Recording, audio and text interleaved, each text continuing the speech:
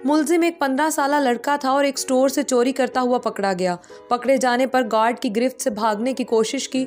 मुज़ाहमत के दौरान स्टोर का एक शेल्फ भी टूटा। जज ने फर्दे जुर्म सुनी और लड़के से पूछा, तुमने वाकई कुछ चुराया था? ब्रेड और पनीर का पैकेट। लड़के ने एतराफ़ कर लिया। क्यों? मुझे ज़रूरत थी, लड़के ने मुख्तसर जवाब दिया। खरीद लेते? पैसे नहीं थे, घर वालों से ले लेते। घर पर सिर्फ माँ है, बीमार और बेरोजगार। ब्रेड और पनीर उसी के लिए चुराई थी। तुम कुछ काम नहीं करते? करता था, एक कार वॉश में। माँ की देखभाल के लिए एक दिन की छुट्टी की तो निकाल दिया गया। तुम किसी से मदद मांग लेते? सुबह से मांग रहा था, किसी ने मदद नहीं की।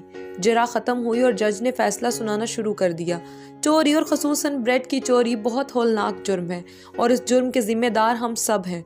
अदालत में मौजूद हर शख्स मुझ समेत इस चोरी का मुजरिम है। मैं यहाँ मौजूद हर फर्द और खुद पर $10 जुर्माना आयद करता हूँ। $10 अदा किए बगैर कोई शख्स कोर्ट से बाहर नहीं जा सकता।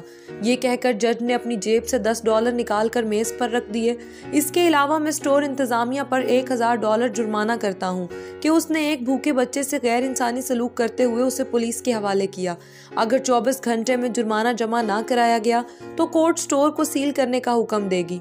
फैसले के आखिरी रिमार्क्स ये थे, स्टोर इंतज़ामिया और हाज़रीन पर जुर्माने की रकम लड़के को अदा करते हुए अदालत उससे माफ़ी तलब करती है। फैसला सुनने के बाद हाज़रीन तो अश्कबार थे ही, उस लड़के की तो गोया हिचकियां बन गई थी और वो बार बार जज को देख रहा था।